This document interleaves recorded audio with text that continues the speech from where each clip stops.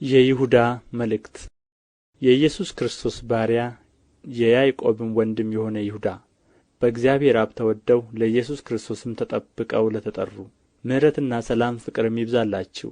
ወዳጆች ሆይ ስለምንካፈለው ስለ መዳናችን ልጽፍላችሁ እጅግ ተግቼ ሳለሁ ለቅዱሳን አንድ ጊዜ ፈጽሞ ስለ ተሰጠ ሃይማኖት እንድትጋደሉ እየመከርኋችሁ እጽፍላችሁ ዘንድ ግድ ሆነብኝ። ከብዙ ጊዜ በፊት ለዚህ ፍርድ የተጻፉ አንዳንዶች ሰዎች ሾልከው ገብተዋልና ኃጢአተኞች ሆነው የአምላካችንን ጸጋ በሴሰኝነት ይለውጣሉ፣ ንጉሣችንንና ጌታችንን ብቻውን ያለውን ኢየሱስ ክርስቶስን ይክዳሉ። ዳሩ ግን ሁሉን አንድ ጊዜ ፈጽሞ ምንም የተማራችሁ ብትሆኑ ጌታ ከግብፅ አገር ሕዝቡን አድኖ የማያምኑትን በኋላ እንዳጠፋቸው ላሳስባችሁ እወዳለሁ።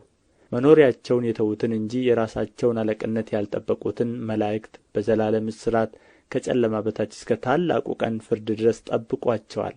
እንዲሁም እንደ እነርሱ ዝሙትን ያደረጉና ሌላን ሥጋ የተከተሉ ሰዶምና ገሞራ በዙሪያቸውም የነበሩ ከተማዎች በዘላለም እሳት እየተቀጡ ምሳሌ ሆነዋል። እንዲሁም እነዚህ ሰዎች ደግሞ እያለሙ ሥጋቸውን ያረክሳሉ፣ ጌትነትንም ይጥላሉ፣ ሥልጣን ያላቸውንም ይሳደባሉ። የመላእክት አለቃ ሚካኤል ግን ከዲያብሎስ ጋር በተከራከረ ጊዜ ስለ ሙሴ ሥጋ ሲነጋገር ጌታ ይገሥጽህ አለው እንጂ የስድብን ፍርድ ሊናገረው አልደፈረም። እነዚህም ግን የማያውቁትን ሁሉ ይሳደባሉ።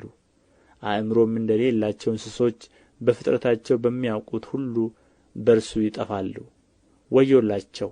በቃየል መንገድ ሄደዋልና ስለ ደመወዝም ለበለዓም ስሕተት ራሳቸውን አሳልፈው ሰጥተዋል። በቆሬም መቃወም ጠፍተዋል። እነዚህ ከእናንተ ጋር ሲጋበዙ በፍቅር ግብዣቸው እንደ እድፍ ናቸው። እንደ እረኞች ያለ ፍርሃት ራሳቸውን ይጠብቃሉ።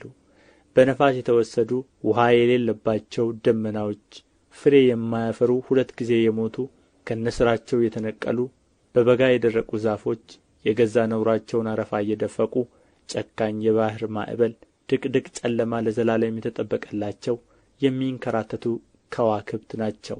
ከአዳም ጀምሮ ሰባተኛ የሆነ ሄኖክ እነሆ ጌታ በሁሉ ላይ እንዲፈርድ በኃጢአተኝነትም ስላደረጉ ስለ ኃጢአተኛ ሥራቸው ሁሉ ዓመፀኞችም ኃጢአተኞች በእርሱ ላይ ስለ ተናገሩ ስለ ጭከና ነገር ሁሉ ኃጢአተኞችን ሁሉ እንዲወቅስ ከአእላፋት ቅዱሳን ጋር መጥቶአል ብሎ ለእነዚህ ደግሞ ትንቢት ተናገረ።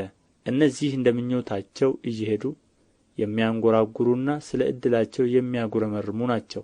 እንዲረባቸውም ለሰው ፊት እያደሉ አፋቸው ከመጠን ይልቅ ታላቅ ቃል ይናገራል። እናንተ ግን ወዳጆች ሆይ በጌታችን በኢየሱስ ክርስቶስ ሐዋርያት ቀድሞ የተነገረውን ቃል አስቡ። እነርሱ በመጨረሻው ዘመን በኃጢአተኝነት እንደ ገዛ ምኞታቸው እየሄዱ ዘባቾች ይሆናሉ ብለዋቸዋልና። እነዚህ የሚያለያዩ ሥጋውያንም የሆኑ መንፈስም የሌላቸው ሰዎች ናቸው። እናንተ ግን ወዳጆች ሆይ ከሁሉ ይልቅ በተቀደሰ ሃይማኖታችሁ ራሳችሁን ለማነጽ እየተጋችሁ በመንፈስ ቅዱስም እየጸለያችሁ ወደ ዘላለም ሕይወት የሚወስደውን የጌታችንን የኢየሱስ ክርስቶስን ምሕረት ስትጠባበቁ በእግዚአብሔር ፍቅር ራሳችሁን ጠብቁ። አንዳንዶች ተከራካሪዎችንም ውቀሱ፣ አንዳንዶችን ከእሳት ነጥቃችሁ አድኑ፣ አንዳንዶችንም በሥጋ የረከሰውን ልብስ እንኳ እየጠላችሁ በፍርሃት ማሩ። ሳትሰናከሉም እንዲጠብቃችሁ በክብሩም ፊት በደስታ ነውር የሌላችሁ አድርጎ እንዲያቆማችሁ ለሚችለው ብቻውን ለሆነ አምላክና መድኃኒታችን ከዘመን ሁሉ በፊት አሁንም እስከ ዘላለም ድረስ በጌታችን በኢየሱስ ክርስቶስ ክብርና ግርማ ኃይልም ሥልጣንም ይሁን፣ አሜን።